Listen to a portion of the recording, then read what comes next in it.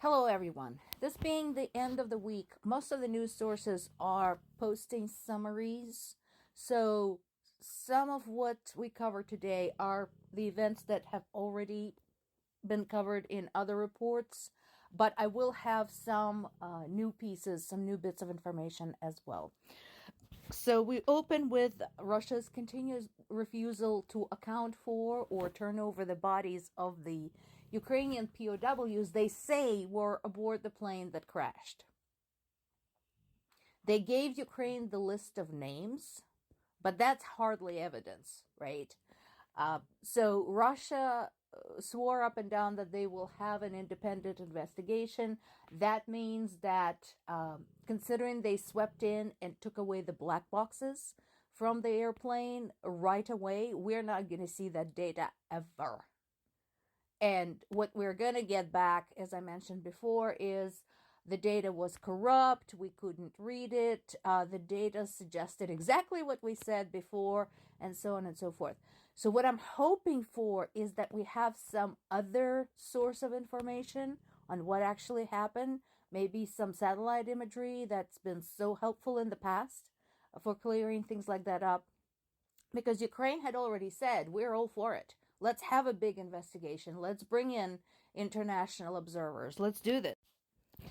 But for all their claims of wanting an impartial investigation at what's happened, Russia's actions suggest otherwise. No surprise there.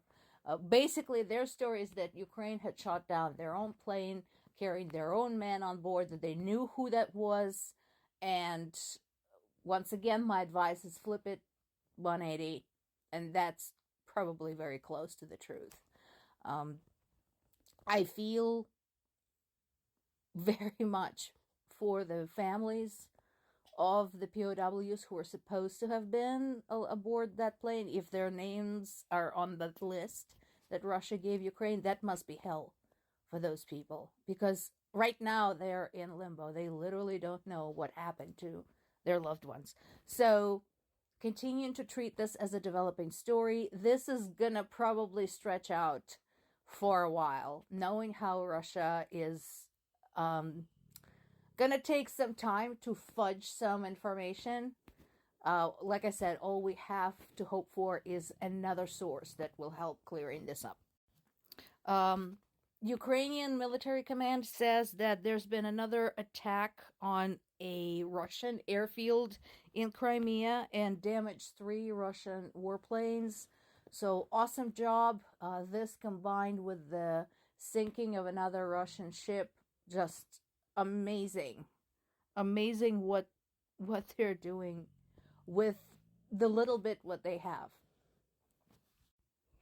And there's been another attack on a Russian oil refinery.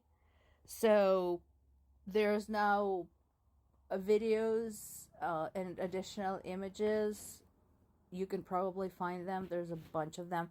This is, by the way, where I have to praise the era of smartphones and built-in cameras, because even Russians themselves, who are very hungry for sensationalism, are the ones who provide spectacular videos of shit burning on their own territory.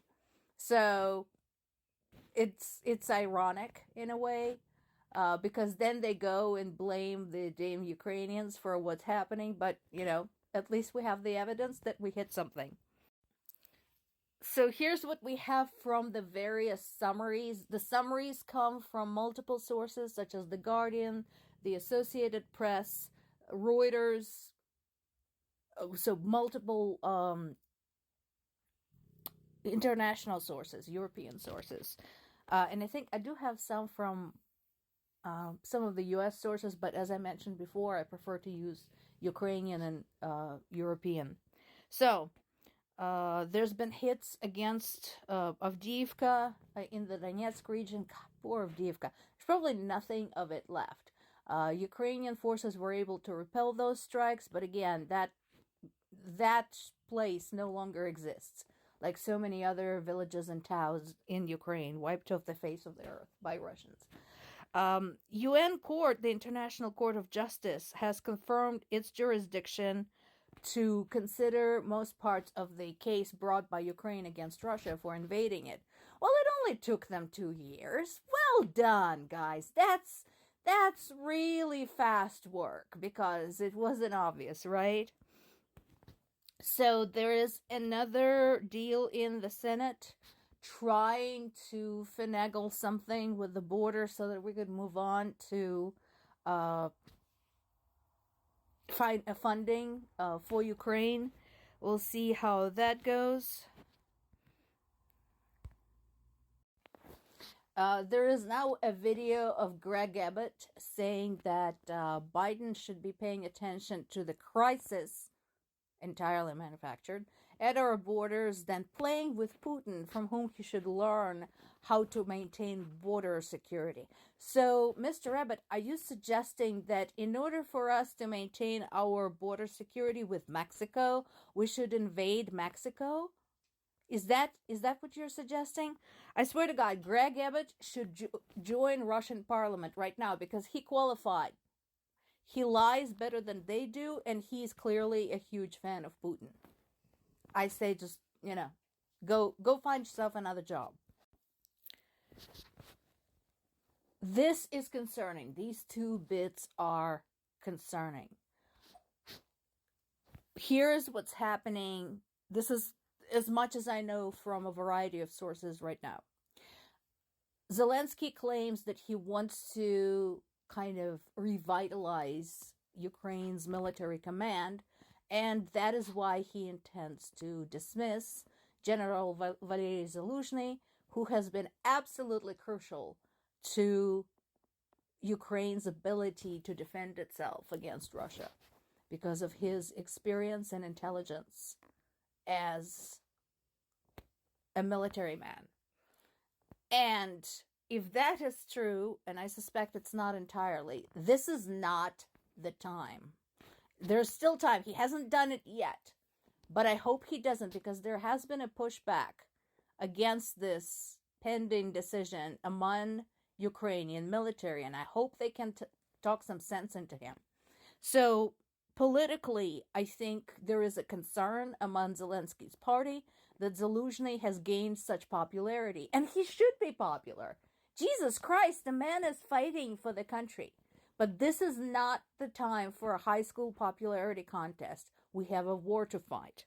So, we'll see how that goes. And Poland's President Duda had backpedaled from his statement where he expressed doubt whether Ukraine will ever get Crimea back.